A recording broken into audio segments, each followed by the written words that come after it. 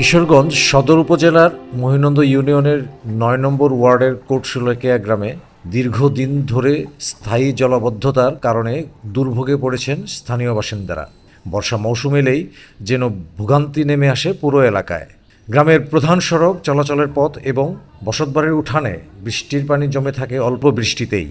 ফলে নিত্য প্রয়োজনীয় কাজেও ঘর থেকে বের হতে চরম দুর্ভোগ পোহাতে হচ্ছে বাসিন্দাদের। স্থানীয়দের অভিযোগ, এলাকায় পর্যাপ্ত ড্রেনেজ ব্যবস্থা কিংবা পানি নিষ্কাশনের জন্য কোনো কার্যকর কালভার্ট না থাকায় বৃষ্টির পানি দীর্ঘ সময় আটকে থাকে।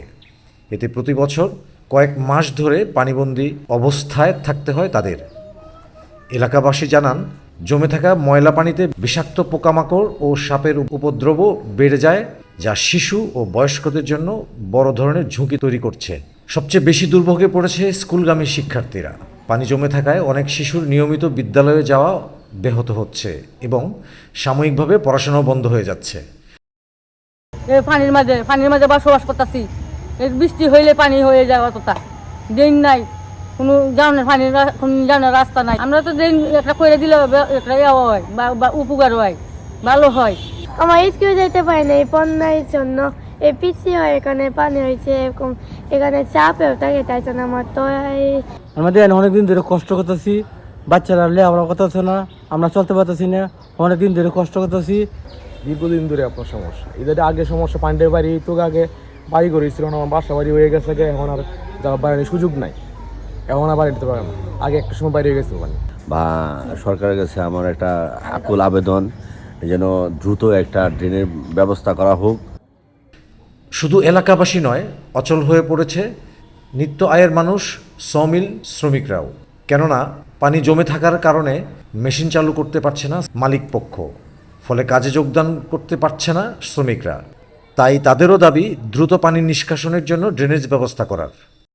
দেখেন, আমরা পানির জন্য আজ যে 20 জন কারিগর আমরা সমিলে চাকরি করি, পানির অভাবে আমরা দেখেন প্রতিষ্ঠানবদ্ধ, আমরা সমিলে কাজ করতে পারি না, পানির জন্য কাজ করতে পারি না। এই শ্রমিক নিয়ে আজকে এই পানি না সরাইলে ড্রেনের কোনো ব্যবস্থা নাই। পরিকল্পিতভাবে আধুনিক ড্রেনেজের ব্যবস্থা করা, যদি এটা করা যায় তাহলেই এই মহিনন্দ ইউনিয়নের জলাবদ্ধতা থেকে জনগণকে বাঁচানো সম্ভব। যারা দেশের জাতির নেতৃত্ব দান করছেন, আমরা তাদের দৃষ্টি আকর্ষণ করছি, মহিনন্দ ইউনিয়নের জলাবদ্ধতা দূরীকরণের জন্য তারা সচেষ্ট হবে। এ বিষয়ে মহিনন্দ ইউনিয়নের চেয়ারম্যান মোহাম্মদ লিয়াকত আলী জানান, প্রয়োজনীয় অর্থ বরাদ্দের জন্য জানানো হয়েছে ঊর্ধ্বতন মহলকে।